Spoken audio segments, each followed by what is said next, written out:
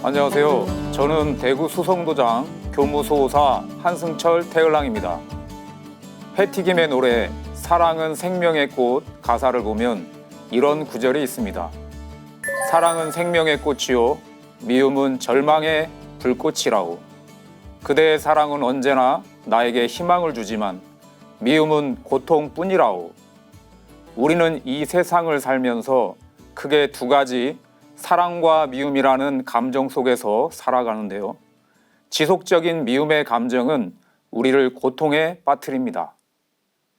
미국의 성공학의 대가 브라이언 트레이시는 단 한 가지의 부정적인 감정이라도 우리의 의식이나 잠재의식 속에 지속적으로 남아있는다면 그것만으로도 우리 삶의 행복 전체가 파괴되어 버릴 수 있다. 원망이나 분노 같은 부정적인 감정이 단 하나라도 있다면 마음의 평화를 망칠 수 있다라고 말합니다. 도전 말씀을 보면 묵은 습성이 하나라도 남아있으면 그 몸이 따라서 망하느니라. 과실이 있거든 다 풀어버리라.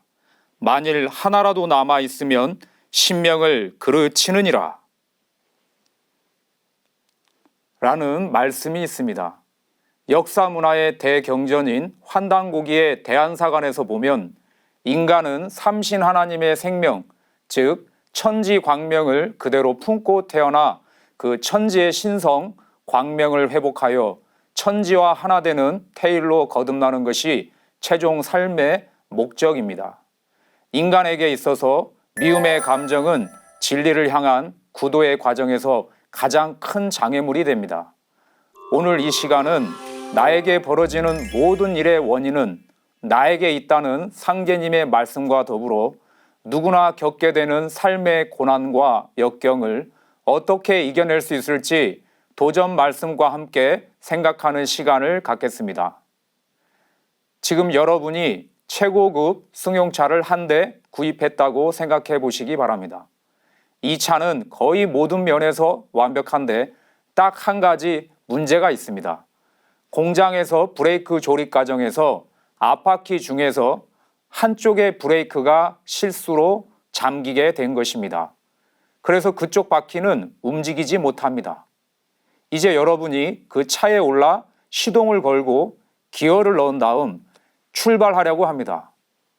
다른 모든 부분은 완벽한데 앞바퀴 한쪽만 움직이지 않는 차를 출발시키면 어떤 일이 벌어질까요?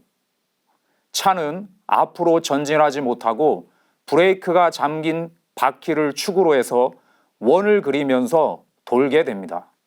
아무리 가속 페달을 강하게 밟아도 아무리 핸들을 돌려도 우리는 그 자리에서 원을 그릴 뿐 앞으로 가지는 못합니다. 세상은 이 차와 같은 사람들로 가득 차 있습니다. 우리도 그 중에 한 사람일지 모릅니다. 지적이고 용모가 준수하고 학력도 좋고 모든 것을 다 갖춘 것처럼 보인다 해도 그들의 삶은 앞으로 전진하지 못하고 그 자리를 맴돌게 됩니다. 이 경우 원인을 살펴보면 거의 예외 없이 과거에 겪은 어떤 사건에 대해 자기 책임을 수용하지 못하기 때문입니다. 즉 그들은 자신이 겪은 고통에 대해 다른 사람을 탓하며 미움의 감정에 젖어 있는 것입니다. 세상을 살면서 각 분야에서 성공하는 사람들의 핵심적인 자질을 보면 그들은 자신의 삶에 대해 100% 책임을 지는 자세를 가지고 있습니다. 성공한 사람들은 자기에게 일어나는 모든 일에 대해서 칭찬과 비난을 다 받아들입니다. 실패한 사람들은 성공에 대한 칭찬과 인정은 받아들이지만 문제가 생기면 운을 탓하거나 다른 사람 혹은 어쩔 수 없는 외부 환경을 탓하며 책임을 회피하려고 합니다. 남을 원망하고 미워하는 부정적 감정은 신체적, 정신적 질병을 유발하고 인간관계를 파괴하고 가정생활, 직장생활을 망쳐놓습니다. 우리가 하는 모든 일에 그림자를 들이우고 성취를 통해 느낄 수 있는 기쁨을 박탈당하게 됩니다. 구도자에게, 신앙인에게, 영적 위기를 가져오는 핵심 요인도 바로 책임을 회피하고 남을 용서하지 못하는 마음, 남을 원망하는 미움의 감정에 사로잡히는 것입니다. 미움의 감정에 사로잡힐 때 우리들의 건강도 무너지고 내 영혼에 어둠의 바이러스가 증식되기 시작합니다. 늘 인생이 제자리 걸음을 걷게 되는 것입니다. 상계님 말씀을 읽어보겠습니다.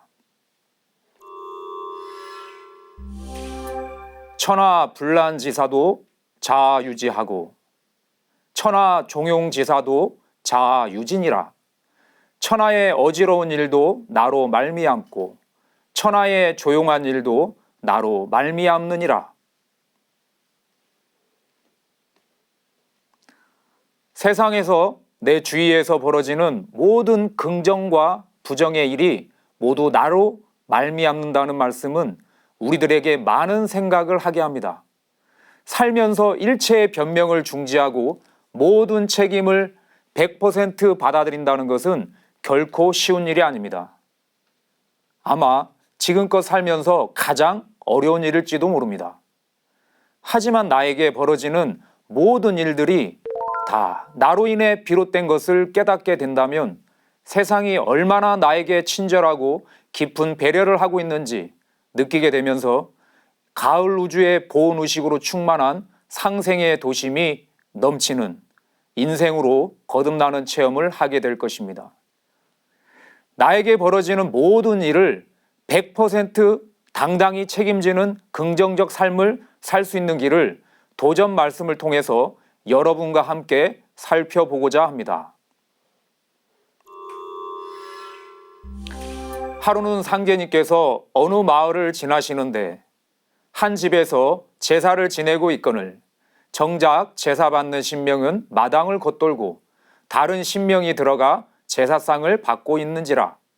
상계님께서 그 신명을 부르시어 저 사람의 날인데 어찌 내가 먹느냐 하시니 그가 답하기를 저 사람이 살아 생전에 저의 재산을 모두 탕진시킨 채 갚지 못하였는데 죽어서도 그 은혜를 갚지 아니하니 오늘은 비록 자기 날이라고 하나 저의 것이나 진배 없습니다 하니라. 후에 상계님께서 이 이야기를 들려주시며 말씀하시기를 세상에 이치 없는 법은 없느니라 하시니라.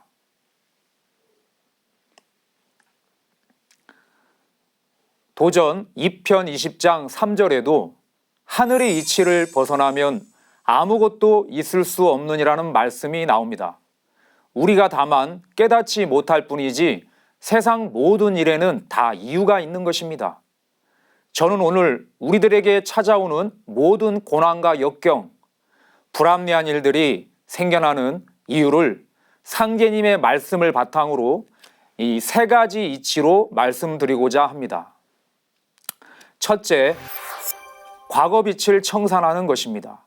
즉, 전생의 보복과 참회의 문제입니다. 둘째, 현재 자기 개발 비용입니다. 성숙을 위한 고난의 섭리를 받아들이는 것입니다. 셋째, 미래를 위한 적금입니다. 바로 용서의 도를 실천하는 것입니다. 이렇게 세 가지로 비유를 해서 말씀을 전하고자 합니다. 고난과 시련이 찾아올 때 첫째, 과거빚 청산 문제를 생각해 보아야 합니다. 약천리 소재면 공기 어수하고 학이 어작하리라. 천리가 있다면 공은 닦은 대로 돌아가고 화는 지은 대로 돌아갈 것이니라.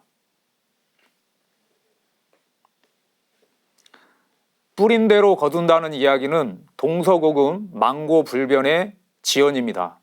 우리는 상계님께서 밝혀주신 우주 일련의 진리를 통해서 지난 5만 년 동안 부조화된 선천상극의 시간대를 살아왔음을 알게 되었습니다.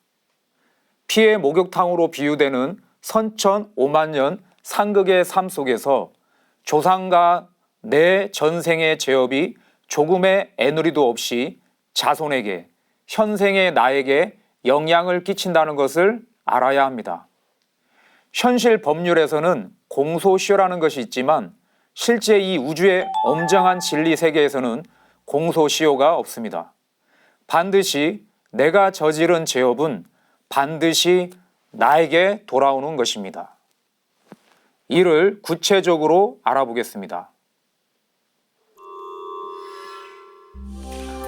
하루는 신경수가 돼지 한 마리를 기르다가 도둑 맞고 와서 아뢰기를 내 성이 본시 가난하여 돼지 구할 돈이 없을 터인데 제 집에서 기르는 돼지를 훔쳐온 것이 틀림없습니다 하니 상제님께서 말씀하시기를 이놈아 내가 시켰다. 그 돼지를 찾지 말라. 내가 전생에 남의 눈을 속여서 손해를 끼쳤으므로 이제 금세에 그 보복을 받은 것이니 분해하지도 말고 아까워하지도 말라 하시니라. 우리가 겪는 금전적, 물질적 손해는 과거 전생과 이생에서 내가 남에게 준 피해가 반드시 인과응보로 돌아오는 것이란 사실을 분명히 밝혀주고 계십니다. 분해하지도 말고 아까워하지도 말라. 내가 뿌린 대로 돌아오는 것을 분해하고 아까워하면서 남을 미워하고 원망한다면 그것은 내 자신을 더욱 어리석게 만들어 영적 위기로 끌고 가버립니다. 우리는 일상에서 자주 이런 어리석은 행동을 하게 됩니다. 또 다른 상제님 도전 말씀을 보겠습니다. 공우가 상제님을 종요하기 달포 전에 천원장에서 예수교인과 다투다가 가슴에 큰 돌을 맞아 가슴뼈가 상하여 한참 기절하였다가 일어난 적이 있는데 이때 수십일 동안 치료를 받고 간신히 다니기는 하나 아직 가슴에 손을 대지 못할 만큼 크게 고통스러워하므로 이를 상제님께 아뢰니 말씀하시기를 내가 이전에 어느 길가에서 남의 가슴을 쳐서 사경에 이르게 한 일이 있으니 그 일을 잘 생각하여 뉘우치라. 또 내가 몸이 나은 뒤에는 가해자를 찾아서 죽이려고 생각하나 너 때문에 죽을 뻔했던 자의 척이 그 예수교인에게 붙어서 갚은 것이니 오히려 그만하기가 다행이라. 내 마음을 잘 풀어 가해자를 은인과 같이 생각하라. 그러면 곧 낫게 되리라 하시니라. 공우가 이 말씀에 크게 감복하여 가해자를 미워하는 마음을 풀고 훗날 만나면 반드시 잘 대접하리라는 생각을 두니라. 상제님께서 말씀하시기를 세상의 모든 참사가 척신이 행하는 바이니라. 삼가 척을 짓지 말라. 만일 척을 지은 것이 있으면 낱낱이 풀고 화해를 구하라 하시니라.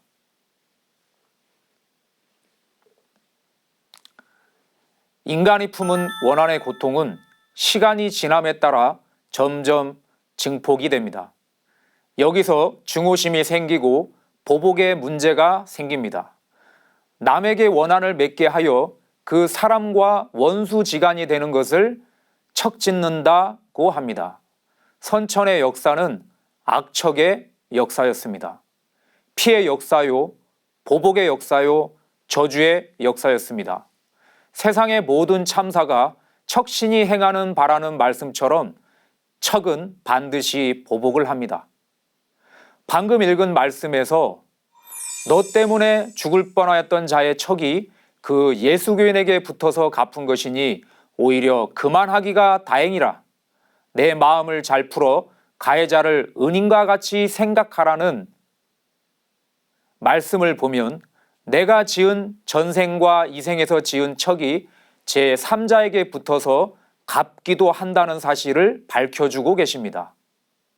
박공호 성도님이 과거 갑이라는 사람에게 사경을 잃을 만큼의 고통을 주는 척을 지었는데 그 척이 을이라는 사람을 통해서 가슴뼈가 아픈 정도의 보복으로 돌아왔다면 을이라는 가해자는 박공호 성도의 빛을 경감시켜준 사람이 되었기에 은인이 아닐 수 없습니다.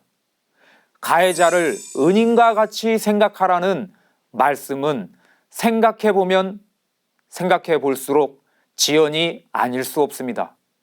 박공호 성도님은 상제님의 말씀을 듣고 바로 가해자를 향한 미움의 마음을 풀어버리고 반드시 만나면 은인처럼 잘 대접한다고 다짐을 합니다. 함께 생각해 볼 만한 다른 도전 말씀을 보겠습니다. 하루는 형렬이 밖에 나갔다가 술 취한 예수교인 강중구에게 큰 폐욕을 당하고 돌아와서 상제님께 그 일을 아뢰니 말씀하시기를 청수를 떠놓고 스스로 허물을 살펴 뉘우치라 하시니라. 형렬이 명하신 대로 하매 그 뒤에 강중구가 병들어서 사경에 이르렀다가 어렵게 살아났다 하거늘 형렬이 듣고 아뢰니 상제님께서 말씀하시기를 이 뒤로는 그런 일을 당하거든 조금도 그를 원망치 말고 스스로 몸을 살피라. 만일 허물이 내게 있을 때에는 그 허물이 다 풀릴 것이요 허물이 내게 없을 때에는 그 도끼가 본처로 돌아가느니라 하시니라.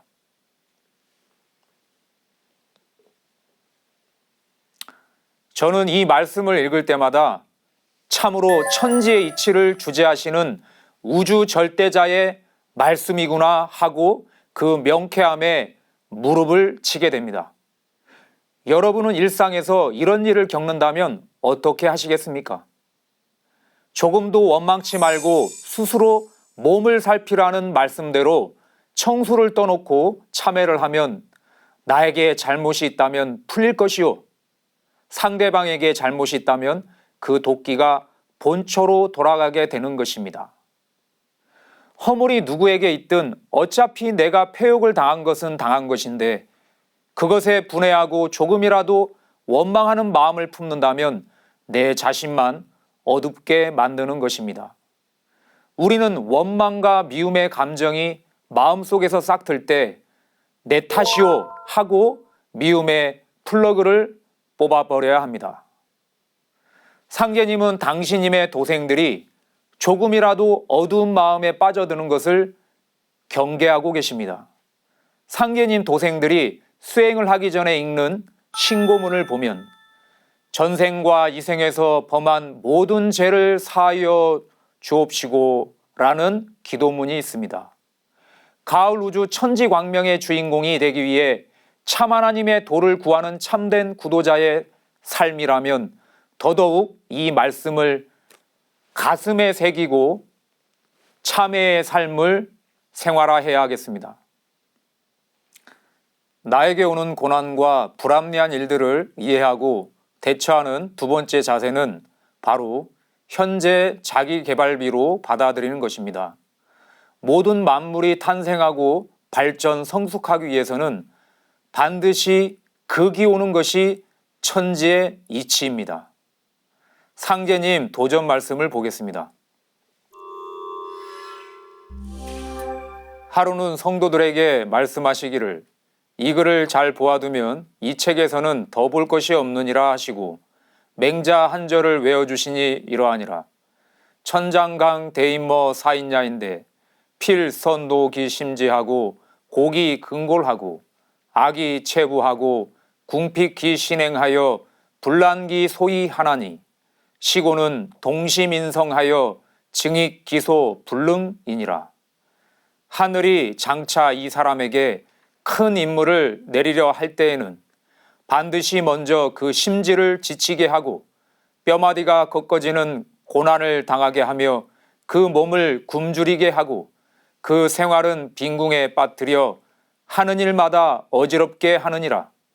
이는 그의 마음을 두들겨서 참을성을 길러주어 지금까지 할 수 없었던 일도 할 수 있게 하기 위함이니라.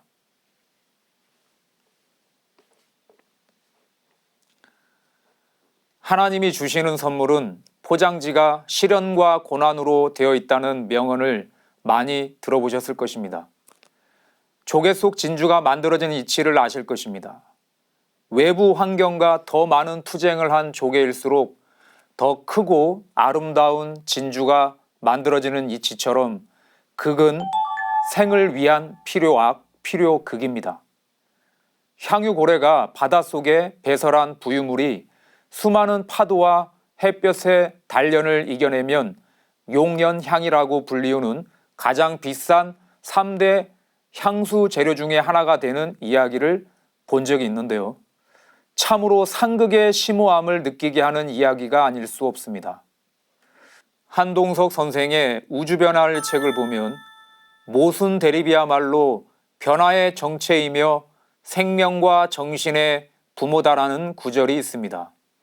지축이 동북방으로 기울어진 선천 5만 년의 삶도 바로 음양이 부조화된 상극의 이치를 통해 만물을 생장 발전시키려는 천지의 깊은 배려인 것입니다. 증산도 안경전 종도사님은 상극은 깨닫기가 힘들고 상생은 실천하기가 힘들다는 말씀을 자주 내려주셨습니다. 선천우주의 상극의 이치는 때론 깊은 밤 소리라도 지르고 싶고 절규하고 싶은 만큼 우리에게 강한 시련을 줍니다. 수년 전 경험담인데요. 함께 도장에서 우주변화 원리책을 함께 공부하던 중에 어느 신입 도생이 저에게 고마움을 전하는 것이었습니다. 이유를 들어보니 이번 주에 자신이 자살의 충동을 느낄 만큼 매우 힘든 일을 겪게 됐는데 지난주에 우주변화 원리책을 함께 공부하면서 상극의 심오함과 상제님 도전 말씀을 함께 살펴보면서 얻은 그 깨달음으로 그 자살 충동을 이겨냈다는 것이었습니다.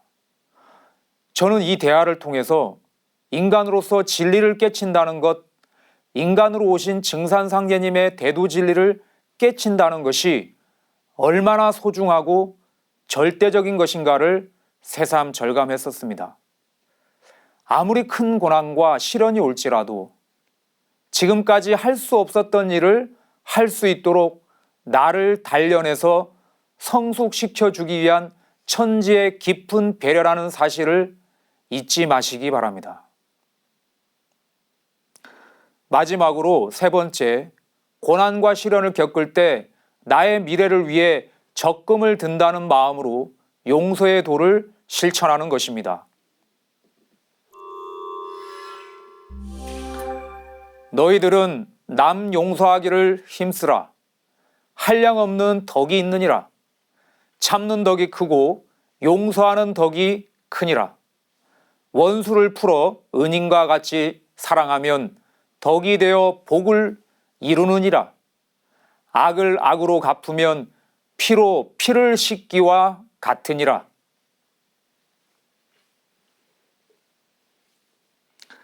나에게 상처를 준 상대방을 진정으로 용서하는 것은 상제님 말씀대로 한량없는 덕이 있습니다.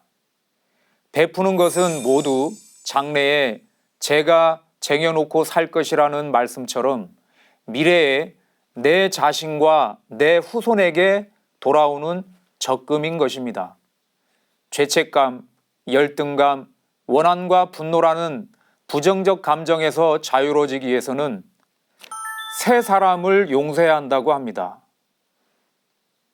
첫 번째는 나를 낳아주신 부모님, 두 번째는 부모님을 제외한 세상 모든 사람들, 세 번째는 바로 내 자신입니다.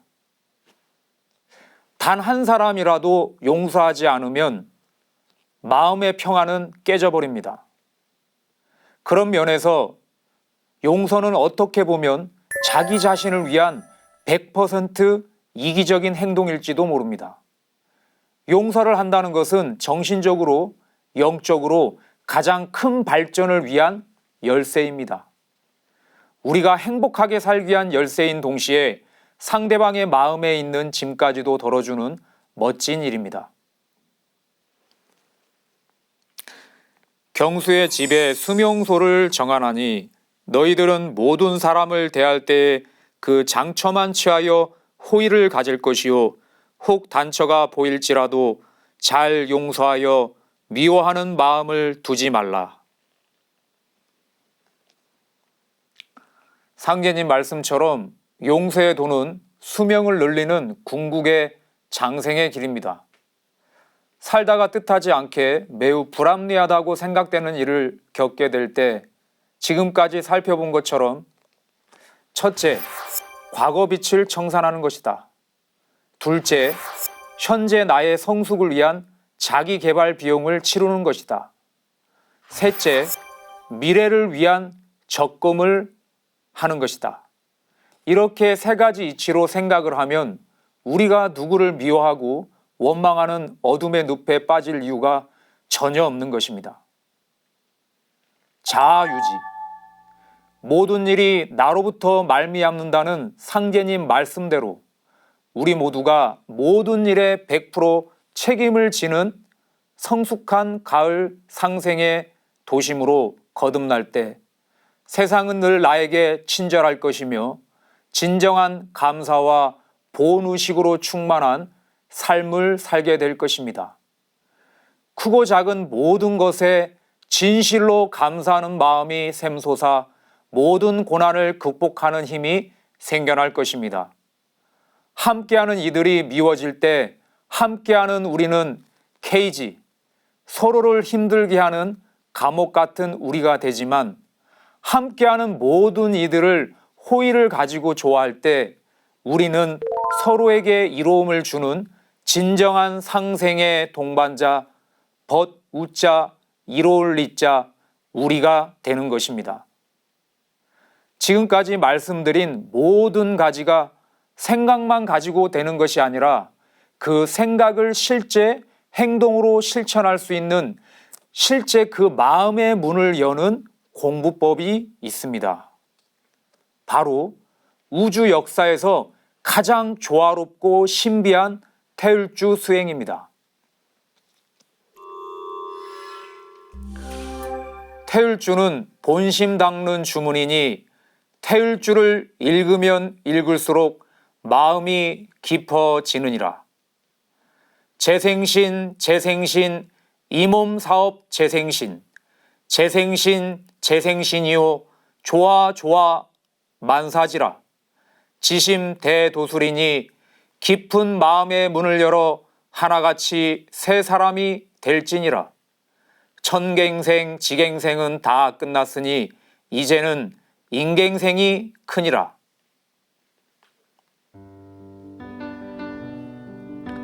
지금은 천갱생, 지갱생이 끝나고 인갱생을 이루어야 하는 가을 개벽기입니다.